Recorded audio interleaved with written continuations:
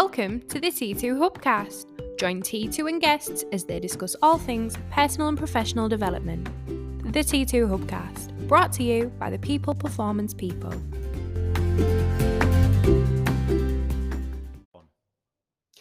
Welcome to the T2 Hubcast with me, Spencer Locker. And me, Tracy Roberts. Morning, Tracy. Good morning. How are you doing? All right? I am very well. Are you quite well? I'm quite well. She's quite well. Right. Okay. So so back on the Hubcast. We're back in the booth. Yeah. We're slowly making our way into March. I know. How fast has that gone? Yeah, it's going to be Christmas It doesn't soon. feel like that long ago we did that podcast about, what's it like to be in the new year? Yeah. New year, new you. And now it's like spring into spring. Yes. Talking of springing into spring, actually, I found myself in a bit of a situation where, well, it got me thinking, really. It got me thinking. Which is always dangerous. Yeah. So I was in a situation recently where I was working with some clients, and it was a sort of mediation thing. A situation at work had arisen in this client's place of work, and the situation was this, right?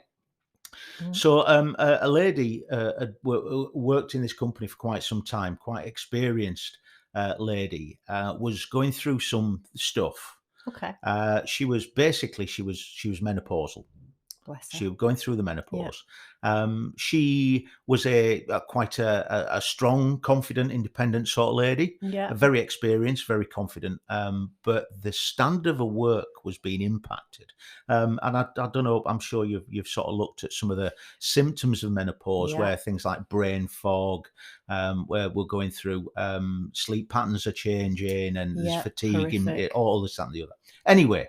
The thing was, she wasn't 100% sure that she was going through the menopause. Okay. So she couldn't understand why her performance was being impacted. Right. She couldn't understand. She was due to go to the doctor, all this and the other. Yeah. However, her line manager noticed that her performance was suffering. Okay. And this became an issue, and she was being performance managed. Now, right. Okay. Interesting. Right. Yeah. So the second part of this story is this: the line manager that she was being performance managed was a young chap. I say a young chap. Every chap's young compared to me. But there was a young chap, and he was going through his own trauma. So he had a personal situation, not menopausal, obviously, but he had his own situation that was affecting his work, or not necessarily his work, but the way he communicated. Okay. All right. Got you. So now we've got somebody who is firmly in what we would call shadow behavior because they couldn't make head nor tail of why their performance was being impacted, why they were feeling the way they were, why they were suffering from brain fog and this, that, and the other. And they were being performance managed by somebody else who was going through that traumatic thing, and they were in shadow behavior. Okay, but for different reasons. And so, so rather than the performance being managed, it got to the point where they had to go for mediation, and that's why they were with me. And I don't really want to go into any more detail than that. However, it really made me consider, because this lady being performance managed, her performance was one thing, but it was being adjudged as a medical situation was another thing. They were looking at two separate things. Whereas for me, and I'm prepared to stand up and be shot down for this, they were inextricably linked. Because of this medical situation she was in. Well, that was the reason why her performance was suffering. Okay. So we've got this thing where do we look at these as separate issues? Or I'm sure there's no black and white answer here, but no. do we look at separate issues, or do we not? Well, I think there's two ways to look at that, isn't there? It depends on the way that your system is set up in the business as well, and how well you know your people. But I think what we're talking about there is essentially her performance is being managed and assessed based on what we would traditionally call KPIs. So her key performance indicators. And this is obviously the data that you need on a person in the business, or, a certain department in a business to make quantifiable measurements of performance under sort of the time metrics, business output side of things. So in this case, what's been measured there is how she's performing on those sort of level. So that's things like, I don't know, for those of you who are in business, this is, normal lingo to you, but turnover, financials, net gains, profit, retention, EBITDA, new contracts, new leads, conversion rates, and then, client feedback, those things. So there's a million different KPIs that can be aligned to every type of job, right? And generally when we're talking about performance development or management, that's how we get assessed. So what you're really saying there is if one or many of those things are starting to drop lower, the first thing that we do as a business is look at what's happening with performance. What we're not then considering is the other side of things, which is what we're going to talk about today, key wellness indicators. Okay, so and we would definitely argue between the two of us that these two things are definitely linked. And actually the key wellness indicator might pick the KPI a little bit if you think about the angle we can come from. Now, the KWI can be relevant to that particular environment or person, but this is more about the data you need to assess the well-being, initiative, and overall state of well-being, identify negative trends, and of course change them quickly. So if we're looking at our individuals as humans and the way that they interact, how healthy they feel in themselves, then this is of course going to be linked somewhere to those KPIs, isn't it? Because the sort of the measurement there is, I guess if you look at a KPI, if you can't measure it, you can't improve it, right? Exactly the same thing applies to key wellness indicators. Would you agree? I would. Yeah. I would very much agree. I think for any journey that we go on, any journey of improvement, any journey of development, we need to know where we are now, and we need to be able to measure where we are now, and we need to sort of look at where we're going to be in the future. Because whatever improvements or developments we make need to be relevant to where we are now. Of course, yeah. So, and it's a journey all the time. And this, the way that I see it is, if you're physically and mentally present, okay, so we're going to link this to this KWI, you're more likely to do your job really, really well, be happy, be more focused. And of course, we're going to be more aware, more driven, more able to go the extra mile. And that doesn't mean that we feel perfect. So in the case of, your client there, that it's just that awareness of what doesn't quite feel right sometimes and adjustments that can be made. And I guess helping someone maybe make sense of a situation sometimes so they understand that it's not in their control or it is in their control, whatever it might be. So for me, there's no real argument here. The key wellness indicator is definitely linked to the KPIs. And I think in the businesses that get this really well, they kind of see it as, something that works together rather than against each other. So in the situation you were talking about there, that conversation wouldn't have even got to that point because we'd have already been measuring what these KWIs look and feel like for this particular individual. So a couple of things I wrote down was things like, what would the KWI look like in certain businesses? It might be questions around mental health, rating how you feel right now, stress and worries being a big one.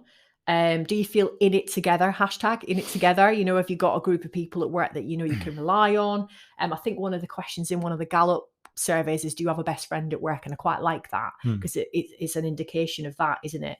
Workload, how you feel about that, work-life balance, your career well-being, which I quite like, financial well-being, which I think is so important right now because that's going to play a part in your mental health as well, isn't it? Right now, given the climate, energy, motivation, and environment, they're all things that play a part within your key wellness indicators. Now, there are different ways of measuring this. Some people use, online tools. Some people use one-to-ones and sort of more specific questions. Some people make it anonymous. And I don't think that's always a bad thing, is it? Because one thing that I did read in a recent survey was that 6 to 8% of employees believe that discussing their mental health openly could affect their career journey. Say that again. 6 to 8% of employees believe that actually talking about their mental health could affect their career journey. So 68%. It's a lot, isn't it? Bearing in mind that the step change that we've experienced in the last 3 years to do with mental health awareness and things like that, that's quite a staggering statistic. And what that tells us is that there's a little bit of dispelling myths needs to kind of come into play there. Rather than them having to openly come forward and express their mental health concerns, if we put things in place that allows them to share anonymously or in a more relaxed environment and actually seem to be very proactive about supporting people, that's going to make a massive difference. Because again, mental health is a scale, isn't it? We've all got it. It's just where we are on that scale sometimes. It should not be a taboo subject at all. And if we know that like as many as 3 in 5 employees are experiencing burnout in their jobs, again, the two are linked, aren't they? So we can see these as almost like preventative measures if we ask these questions. So, I mean, depending on the environment you're in, are we being open and having discussions? Are we doing anonymous surveys? Are we doing a bit of both? Are we improving our one-to-one? So we're, categorizing the KWIs and the KPIs alongside each other so that we can actually make sense of it. Because in the situation you're talking about there, it would have made perfect sense to look at how you're feeling, what's been going on in your life, as opposed to what's the output here. And it actually might have encouraged that particular individual to go and seek a little bit of help when they actually start to make sense of the fact that it's not in their control. There's obviously something going on there. And you need to feel like you've got a supportive leader, don't you? So I would argue that this is understanding KWIs is a key leadership capability now. That is a really thought-provoking thing. It's a really thought-provoking thing. As a statement, it's really interesting because we tend to put a lot of onus on leaders about performance. We do. We don't tend to think about the emotional well-being side of things, because that's the thing is you're driving performance, aren't you? You're managing people, you're leading people. Maybe the two there, the managing people might be driving the KPI bit, but the leading people might be considering more the KWI bit. Yeah, I like that. And I do think that, if we are going to train the leaders of tomorrow to get better outputs and understand the changing environment that we're always in, we have to get better at, formulating a plan around KWIs. And sometimes this is linked to actual wellbeing programs in a business, because some businesses get this really right, all the way from private healthcare through to, support groups and, open conversations about mental health, etc. Whatever you're offering within your organization, it's just making sure it kind of is defined correctly and people understand how to access it. And we'll look at that in a moment. But for me, it's more about understanding as a leader now that these two are linked, and it shouldn't be taboo to go in and ask some questions or to dig a little deeper sometimes when someone does feel like they need that additional support. Yeah. I think one of the things that is, I think for me, is a bit of a non-negotiable really, is like mental health awareness training, mental health first aid training, because from when we started doing mental health training, when we were working with a lot of organizations on that, one of the things I found was that managers and leaders really wanted to be helpful and they really wanted to be supportive. They just didn't have the training to be able to do that. So rather than risk doing the wrong thing, they did nothing. Yeah. And the thing with the mental health awareness, emotional well-being awareness, all this, that, and the other, all that training, that gives you the capacity to be in a position of knowledge, of course, rather than being scared of doing the wrong thing and then being hauled across the coals or being held accountable for doing the wrong thing, when actually the intent was honourable. Yeah, and I also think if you've got a good psychological safety and rapport with your team, then even if you do ask a question and it's awkward or it's maybe not the right question and the terminology is wrong, or I think you're more likely to understand that person's coming from a place of well-intentioned, support, and actually you can then dig a little deeper, be a bit more curious. And actually a point you just landed on there really struck me, because if we're talking about KPIs and, we've got to make them relevant to the role, etc., etc. Same for KWIs for sure. But think about what KPIs lead to: accountability, adjustments, sense checking where we are in the business and obviously what's going on, and alignment. Well, I would argue that those 4 things can be carried across to a KWI, because the accountability can come twofold: for the leader to take some responsibility for, stuff that can really help that individual, and for the individual to go, okay, I have a sense of accountability of what I can do to improve my situation. Adjustments.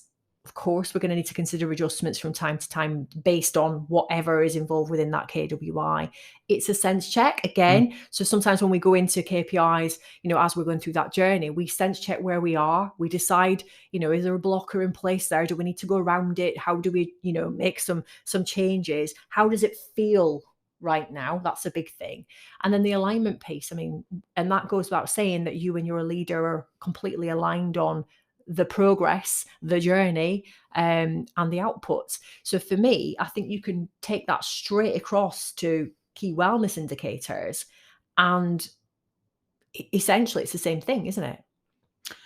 I think they are inextricably linked. Yeah. But I also think that they are quite definitely separate. And for the reason why I say this is, of course, as you said, KWIs. If you've got high KWIs, then it's going to fall in. It's going to inform your KPIs. Yeah. Mm-hmm. I think for any wellness initiative in an organization, it needs to be focused on the wellness initiative. Absolutely. Purely on because naturally it's going to inform the KPIs, but we want to make sure that people feel that the business is interested in our well-being purely for our well-being, not because of the kick-on to KPI. Because otherwise then it loses all credibility. Of course it does. It will naturally do that, but it's purely on the well-being of the and that should be the pure focus. The outcomes are linked, of course. Is that, yeah, because and I guess the other way to look at that is that, from some people who are the big decision makers, sometimes we do have to talk the language of, if you do this, your outcomes will be better. So it's like the reverse, but I get what you mean. It's like for individuals in a business, they've got to feel like they are linked in some shape or form, but we're not measuring because of that. Where it's like something that supports things. So, a massive focus on well-being sustains morale and happiness in the business. And healthy employees are less of a risk to the business. So, of course, the two things make sense. But also then it links in with culture, doesn't it? The happiness, the trust, that ability to be open, vulnerable, share experiences. It all links. So I think really it's actually a part of culture is the wellness indicator. That's how I see it. It's, you're going to link to things like, do I feel like I'm in it with other people? Is my motivation high? Do I feel like the environment's great? Do I feel like I could go and offload to someone, when it isn't just about work? Sometimes it is about work. It's about the fact I haven't had a pay rise for 3 years. However, my bills have continued to rise and now I'm feeling anxious. I love my job, but I feel like I might have to look for another job because I can't afford to work here anymore. So there's all these things. And then stress and worry sometimes come from work. So unless we get in there early to figure out, is this person overburdened? Has this change environment affected them? We can't, help early, but it can also be external stress affecting the internal productivity. So, and can I just jump in there because I was talking about this with somebody the other day, because they were talking about how sometimes they feel pressured to leave the outside world at the front door of the business. And it's not an explicit thing. You must leave it at the front door. But when we start thinking about external issues, there's very little in the business. There's very little we can do that will affect the things that are going on outside in your home life or in your private life. But what we can do, what is in our control, is to make work a safe place. Absolutely. If we can make sure, when we start talking about culture, when we start talking about trust and psychological safety, and the absolute belief that the other people's intentions are honourable, Yes. and we can be vulnerable, then you know what? It's a bit of a break from what's going on at home, or it's what's going on outside. Yeah. Is that, yes, okay, I'm not. Work is a safe place. That's our controllable. And we forget that sometimes, that actually, that work is that place for some people where we assume it's the other way around and everyone leaves to go home and it's, all sunshine and rainbows. But actually, some people have got tough home environments. Sometimes it's stuff they can't control. Yeah. And for that reason, we then become, or us at work become, extended family, and actually have to provide that safe space, that environment. And it does link actually to Maslow's hierarchy of needs, doesn't it? What somebody need, what's things people need to feel what we call self-actualized, which basically means your best self, putting yourself out in the world in the best state possible, achieving great things. And it comes back to very, very simple things in some respects. Some of it is about having those basic foundations of, your food, your water, your shelter, the things that feel comfortable to you, safety, stability, love and belonging, which comes from work. Let's be honest, that comes from work too. Esteem. Obviously, we can provide that at work as well. But what we forget in this environment, where things are changing so much and the environment's so unsteady, is that a lot of those things, a little bit like Jenga blocks, are pushed out from time to time. So someone's food, water, stability, nourishment can be affected by the environment we're in right now. We're in an environment people can't, they're having to choose to put their heating on or eat. Stability, safety, people are worried about the jobs, people are worried about all sorts of stuff. We've gone siloed working behaviors because of maybe working a little bit more remotely or changing our environment. All those things have affected that. And that directly links to key wellness indicators, because if we're going to be self-actualized, we have to have all those things in place. We have to realize, within our environments, that a business can play a part in that. It's not about, when you leave the door at night. That's a very big part. We spend most of our time with our work colleagues. Yeah. Which is scary. It is, isn't it? Yeah. Just out of interest, are you aware that they're actually proposing an amendment to Maslow's hierarchy of needs? Yes. Yeah. So the addition to that is going to be strong Wi-Fi signal. It's a basic human need now. Yeah. There is actually another Maslow's, and there is one above this, self-actualization. There's, if you look back, there's one that's talking about, it's basically about being able to see your future self. Whoa. So for those of you that are interested, have a look at that, because that's a piece of research that not many people get exposure to. Right. So I thought you were going there, but I like the Wi-Fi signal one better.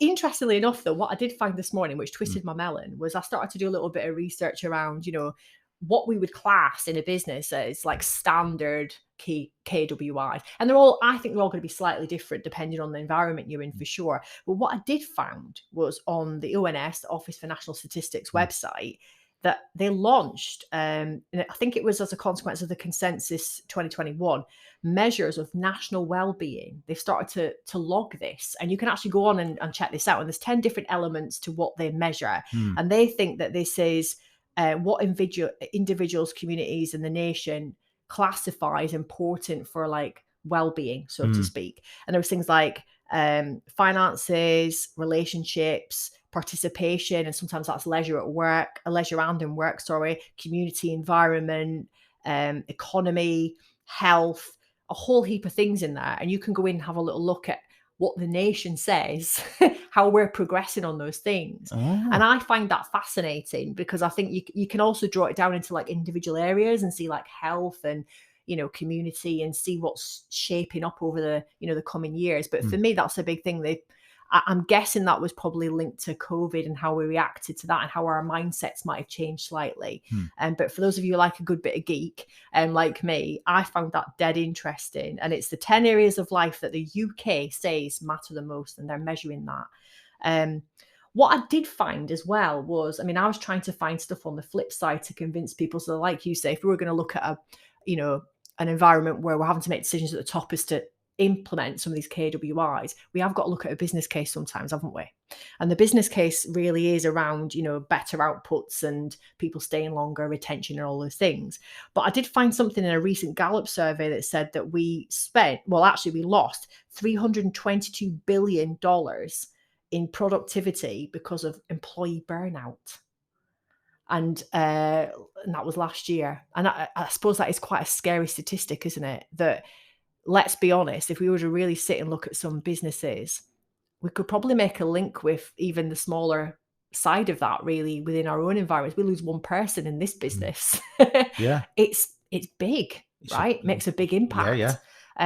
So if we want to try and put a bit of an argument for the case, then I think that's definitely something to consider. Yes, and I think we've also got to consider that when somebody suffers from burnout, it's not a binary thing. No. You ain't high performing and then you burn out. No. There is a defined drop off. Of course. So even if we're starting to look at burnout, we're looking at the lack of productivity or the lack of wellness between peak performance and the actual acknowledgement of burnout.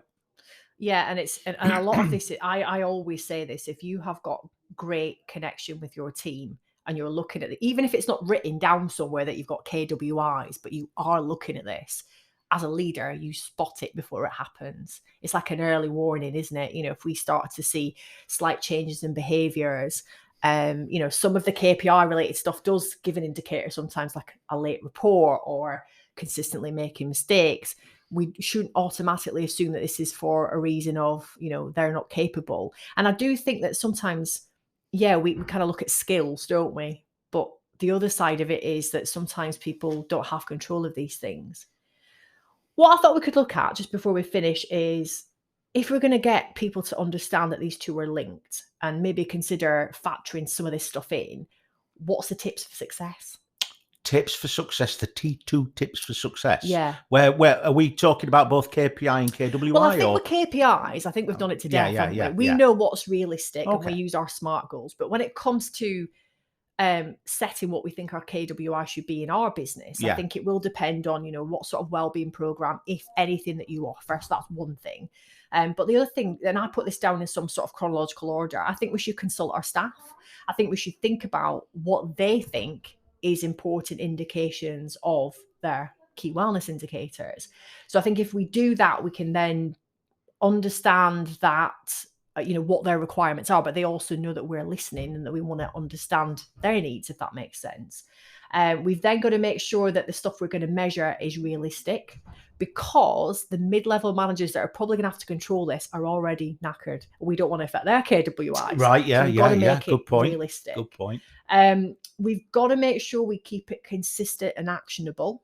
So this is not something that we chuck into a review once a year and go, how are you feeling on a scale of 1 to 10? I'm feeling bloody great today. Thanks. I've had 3 coffees. We've got to keep this consistent and actionable, and just as important as our KPIs, and probably, like I say, in line with them as well.